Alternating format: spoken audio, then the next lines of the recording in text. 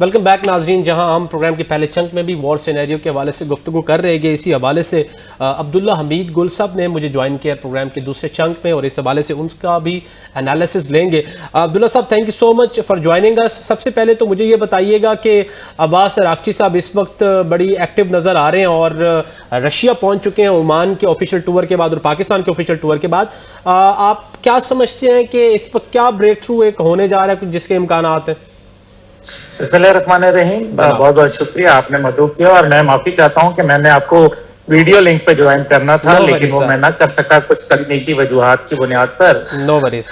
देखिए, जहां तक ताल्लुक है अब्बास अरागची साहब का, तो मेरे ख्याल है कि अब्बास अरागची साहब का दौरा पाकिस्तान का जो था, जो सह मुल्की दौरा वो कर रहे थे पाकिस्तान, ओमान और रूस का, उसके अंदर जो एक किरदार पाकिस्तान का है वो बड़ा अहम है। इसीलिए वो अपने दौरे के पहले हिस्से में पाकिस्तान तशरीफ लाए। इसके दो मकासद थे।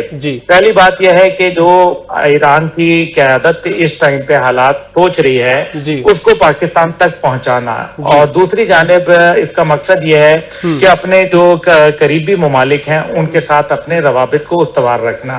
और तीसरी जो अहम वजह है वो ये है कि इस टाइम पे पूरी दुनिया के मीडिया का महवर बने रहना। मेरे ख्याल में ये तीनों चीजें बड़ी अहमियत की हामिल थी। पाकिस्तान जब वो तशरीफ लाए, पाकिस्तान के आर्मी चीफ, वजीर आजम और वजीर खारजा साहब से मुलाकात हुई, अपनी तमाम जो बातचीत थी उसको आगाह किया, और मेरे ख्याल में वो जो एक रिटर्न चीजें थी वो अमेरिका तक पाकिस्तान ने बतौर एक सालिस और ईरान की इजाजत से वो चीजें पहुंचा दी गई। बिल्कुल। और यही वजह थी कि डोनाल्ड ट्रंप साहब ने कहा कि विटकॉफ का और जैरेड कुशनर का पाकिस्तान 18 घंटे फ्लाई करके आने का फायदा कोई नहीं है। उससे मुराद हरगिज़ ये नहीं था कि वो कोई मामलात खत्म हो गए हैं या आपस में दूरियां पैदा हो चुकी हैं या मुज़ाकरात में नाकामी हो चुकी है, ऐसा कुछ ना है। मैं आपको पूरी एश्योरेंस के साथ ये कह सकता हूँ। इसका सिर्फ एक मकसद था और वो ये कि पाकिस्तान ने तहरीरी तौर पर तो चीजें भेज ही दी थी ना, तो जब भेजवा दी थी तो फिर वहां आके पाकिस्तानी वफ्द से मुलाकात करने का फायदा क्या था। इसलिए उन्होंने फिर जवाबन पाकिस्तान को अपने तहफ़्फ़ुज़ात जो भी थे या अपनी जो भी कंसेंट थी वो शो कर दी अमेरिका ने, क्योंकि इस सारी सूरत हाल में ईरान के मुतल्लिक जो जाहिर है आपको पता है पूरी दुनिया की इंटेलिजेंस एजेंसियों ने नजरें रखी हुई हैं, खास तौर पे इसराइल चाहता ही नहीं है कि ये मुज़ाकरात कामयाब हों, जबकि अमेरिका के अंदर ये ख्वाहिश मौजूद है कि यहाँ मामलात तय पा जाएं। जी बिल्कुल। और इसी वजह से अच्छा सर, मैं अब्दुल्ला साहब बिल्कुल मैं थोड़ा चाहता हूँ इस बात को खत्म कर दूं। जी अब्बास अरागची साहब ने इसी वजह से पाकिस्तान जो है दोबारा आए ताकि अमेरिका का पैगाम पाकिस्तान ने के जरिए जो पहुंचाया गया वो उनको पहुंचा दिया जाए, ताकि वो रूस के अपने दौरे के अंदर सदर पुतिन से भी इसके मुतालिक जो है मुशावरत कर लें, और बाद में हो सकता है या वो बराह रास्त पाकिस्तान आ जाएं या पहले ईरान जाके फिर पाकिस्तान तशरीफ लाएं। अब आप बात कीजिए। जी अच्छा, इसमें मैं कहना ये चाह रहा हूँ, बिल्कुल आपकी बात तो ठीक है कि फॉल्स फ्लैग किया जा रहा है खासतौर पर इंडिया और इसराइल की जानिब से कि यह सीज फायर मुमकिन मुकम्मल तौर पर या नेगोशिएशंस कंप्लीशन की तरफ ना जाए। लेकिन मेरा मौजूदा सा सवाल यह है कि जब से इस अब्बास अरागची साहब का ये जो दौरा हुआ है ओमान का और उसके बाद रशिया का, इसमें यह एक तासुर दिया जा रहा है कि आबनाए हुर्मस के हवाले से पहले फेस पर कोई ब्रेक थ्रू होगा जिसमें आबनाए हुर्मस का ब्लॉकेट खत्म हो जाएगा और वहां से तिजारत मामूल पर आ जाएगी। और दूसरी जानिब जो रशिया का, सर अगर इसमें यह भी बताइएगा कि रशिया के हवाले से यह कहा जा रहा है कि जो यूरेनियम, अफजूदा यूरेनियम है उसके मुंतकिली के हवाले से रशिया से मुशावरत हो रही है, तो इसमें कितनी सदाकत है और आपका क्या पॉइंट ऑफ व्यू है? देखें, रशिया में कोई पहली दफा तो नहीं होगा ना। 1100 केजी जो ईरान का लेस एनरिच नियम है जी, वो तो ऑलरेडी रशिया के पास मौजूद है। बिल्कुल। इसी तरह से ओमान के पास हैवी वाटर मौजूद है ईरान का। तो ये तो मेरे ख्याल में उनकी अपनी अंडरस्टैंडिंग जो भी है, इसमें बिल्कुल मेरे ख्याल में कोई हर्ज नहीं है बातचीत करने का। उन्होंने ईरान ने न्यूक्लियर बम ना बनाने का तो पहले भी मेरे ख्याल में बड़ा वादे ऐलान किया है, और अभी जो इस्माइल बकाई साहब ने बात की अभी जो 4-5 रोज कबल प्रेस कॉन्फ्रेंस, उसके अंदर भी उन्होंने न्यूक्लियर के तो तो हवाले से वादे बता दिया कि हम नहीं बम बनाना चाहते।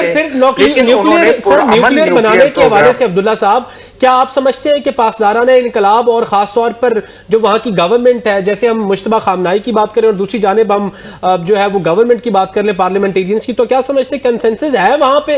वो फतवे की बात की जा रही है कि वहां पर डिफरेंट फिनोमेना की बात की जा रही है?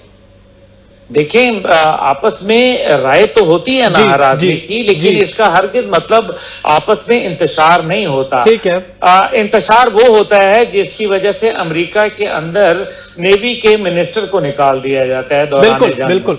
इंतशार वो होता है जिसके अंदर आर्मी चीफ को अमेरिका में सैक कर दिया जाता है, नेशनल सिक्योरिटी एडवाइजर को निकाल दिया जाता है, अटॉर्नी जनरल को निकाल दिया जाता है। जहां कांग्रेस मवाक़े की बातें कर रही हो, जहां हमला हो जाता है, बिल्कुल जो है वो आपके करारदादें पेश की जा रही हो। ईरान में एक सोच जरूर है, लेकिन इससे हरगिज मतलब इंतशार का नहीं है। नहीं। और जो लोग पाकिस्तान के मुत्तलिक गलतफहमियां पैदा कर रहे थे कि शायद ईरान राय मुतजाद है, नहीं, ईरान के अंदर सिर्फ ये था कि वो ये कुछ लोगों का ये ख्याल था कि पाकिस्तान को वो धोखा दे रहे हैं और अमेरिका धोखा दे रहा है। पाकिस्तान के मुतल्लिक तो वो एक रत्ती भर भी उनको ना शक है, और यही वजह है कि वो यहाँ सबसे पहला दौरा पाकिस्तान का इसलिए करके गए ताकि वो ये बता सकें, डिस्पेल कर सकें उस तमाम जो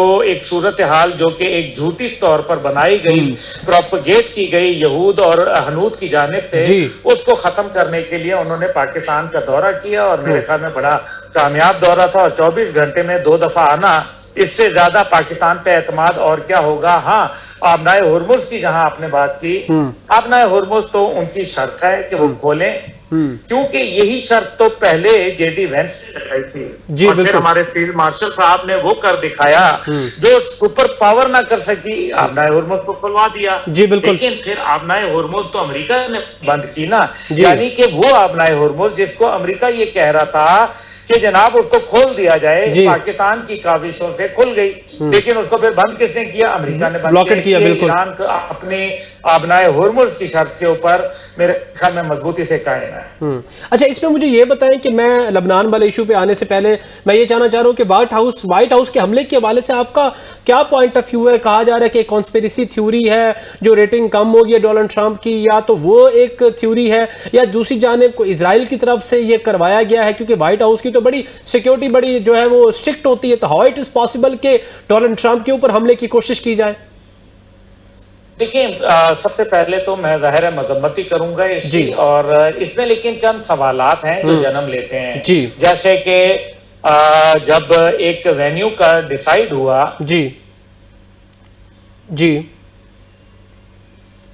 अंदर रोनाल्ड रेगन पर हमला हुआ था, और जाहिर है इस हवाले से ये एक रेड जोन था। फिर जब उसको मुंतखब किया इस महफिल के लिए, तो उनकी homeland security, CIA, FBI, national security agency, police और दीगर इदारे वो तमाम वहां मौजूद थी, प्रेसिडेंशियल सिक्योरिटी मौजूद थी। तो फिर वो हर आने जाने वाले के ऊपर नजर रख रहे थे, सामान की चेकिंग हो रही थी, क्योंकि जब ये वेन्यू फाइनल हुआ तभी जो एलन जो था उसने यहाँ कमरा बुक कराया, यानी कि वो तमाम स्क्रीनिंग से गुजर के गया होगा कि जो असला वो वहां लेके आया। एलन अकेला था क्या? एलन के साथ और लोग भी शामिल थे? क्योंकि मेरे ख्याल में तो एलन मुकम्मल लोगों के साथ शामिल था। इस वजह से इस सारे के अंदर अगर गौर किया जाए तो हमें यह भी पता चलता है, जहां आपने जिक्र किया इसराइल का, इसराइल मास्टर है हमेशा से ऐसे खुफिया ऑपरेशन, कातलाना कार्रवाइयां करने का, क्योंकि इसराइल को यह नजर आ गया कि इस टाइम पे सूरत हाल तब्दील हो रही है और अमेरिका और कहीं इनके दरमियान में एक इत्तेहाद कायम हो रहा है। और अगर इत्तेहाद कह रहा हूं कि एक डील के दौरान अगर ये अमेरिका और ईरान के माबैन कोई ऐसी बात हो जाती है तो फिर इसराइल तन्हा रह जाएगा। यही वो वजह है जिसकी बुनियाद के ऊपर इसराइल की इसमें मुलव्विस होने की बू आती है। लेकिन ये बात बड़ी अहमियत की हामिल है कि 9/11 जब हुआ तो उसके 5 मिनट के बाद, अभी तो वो पहला जहाज ही पे 5 मिनट के बाद ये कह दिया गया कि ये तो अलकायदा ने किया। भाई अलकायदा के कोई जहाज थे, इसमें भी इस तरीके से हुआ, बिल्कुल ऑपरेशन सामने आया था, या माजी के अंदर उनके कोई पायलट्स ऐसे काम कर रहे थे, तो ऐसा तो कुछ नहीं था। तो कैसे 5 मिनट के अंदर अलकायदा पे डाल दिया गया? और यहाँ डोनाल्ड ट्रंप को किसने बताया कि ईरान की पॉलिसी की वजह से एलन ने हमला किया? हालांकि वो हो सकता है उनकी इक्तिसादी पॉलिसी, उनकी सियासी पॉलिसी किसी और से अब्दुल्ला साहब correct me if I am wrong, कि मेरे ख्याल में तो फिर डोनाल्ड ट्रंप ने एक स्टेटमेंट नहीं दी कि इसका कनेक्शन इस हमले का वॉर के साथ नहीं है, कि डोनाल्ड ट्रंप ने इसके बाद ये स्टेटमेंट नहीं दी कि ये हमले का कनेक्शन जंग के साथ नहीं है, इस वॉर इसके साथ, ईरान के साथ या जंग के साथ? जी, पहले उन्होंने यही कहा, लेकिन उसके बाद उन्होंने कहा कि ईरान के साथ जो है ये मेरी पॉलिसी तब्दील नहीं होगी। भाई ये क्यों बोला उन्होंने? तो इससे कहीं ना कहीं नजर ये आता है कि डोनाल्ड ट्रंप साहब जो है वो इसराइल के हाथों या कमाल बने हुए हैं, और इसके मुतअद्दिद मिसालें हमारे सामने मौजूद हैं। बहरहाल मैं समझता हूं कि एक हाजिर सर्विस सुप्रीम कोर्ट के जज के जरिए अमेरिका के ये इंक्वायरी होनी चाहिए जी, क्योंकि दूसरी एजेंसीज का तो फेलियर है ना, ठीक है, क्योंकि अगर एजेंसियों का फेलियर ना होता जी तो ये बंदा यहां तक पहुंचता ही ना। सही बात तो है। एजेंसी के मुलविस होने के भी मुझे तो 100% चांस नजर आते हैं। तो इसका तो वाजे है कि बेहतर यह है कि जुडिशियल इंक्वायरी की जाए। माजी में भी आपको पता है, जो चाहे जॉन एफ कैनेडी हो, चाहे 1981 का रेगन के ऊपर हमला हो, 9/11 हो, फिर या सदर ट्रंप पे 2 हमले जो हो चुके थे, उनकी किसी की इंक्वायरी सामने नहीं लाई जाती। ठीक है। अच्छा, इसमें अब्दुल्ला साहब दूध का दूध और पानी का पानी हो जाए। अच्छा अब्दुल्ला साहब, क्योंकि मैं चाहता हूं कि जो इस वक्त मुज़ाकरात हो रहे हैं, इसमें आप ये देखें कि ईरान का सबसे बड़ी जो 10 नुकात में से जो एक नुकात ये भी था कि खासतौर पे जो उनके अलाइज हैं, या कि लेबनान के हवाले से वहां पर भी परमानेंट सीज फायर की बात की जा रही थी।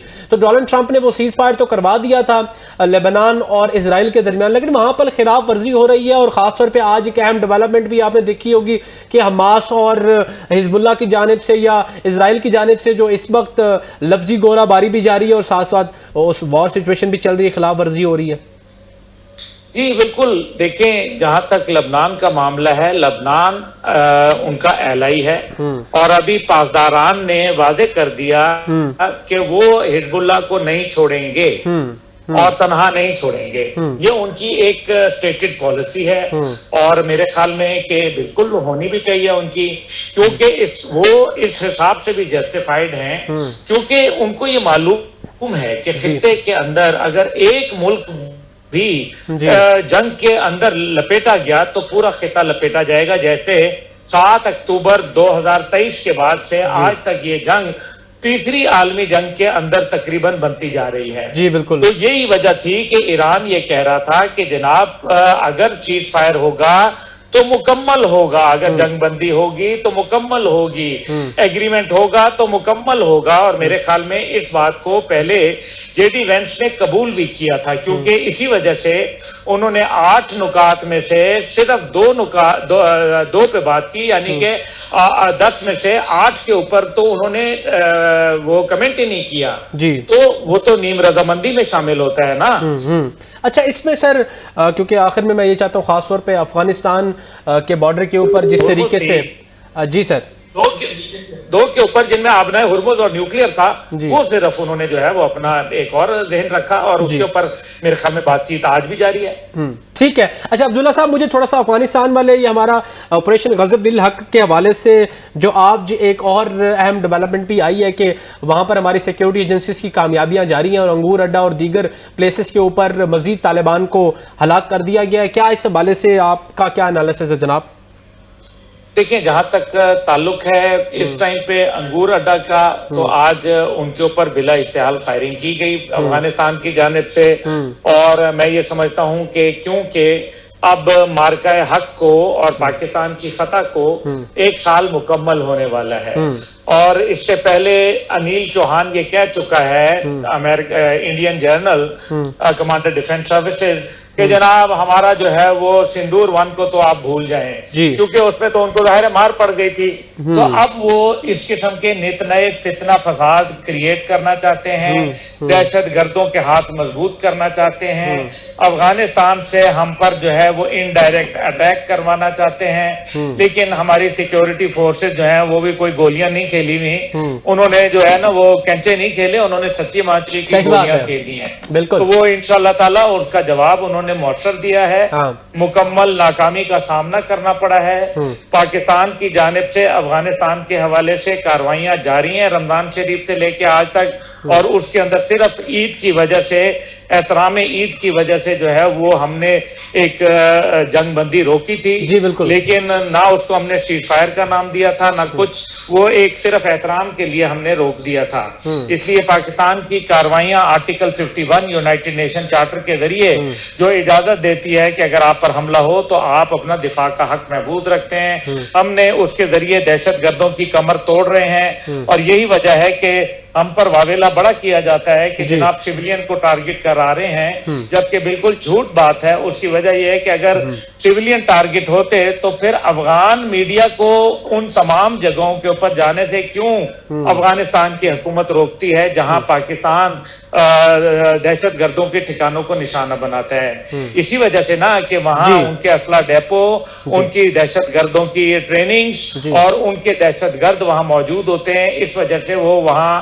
मीडिया को, आजाद जराए को जाने से रोकती है।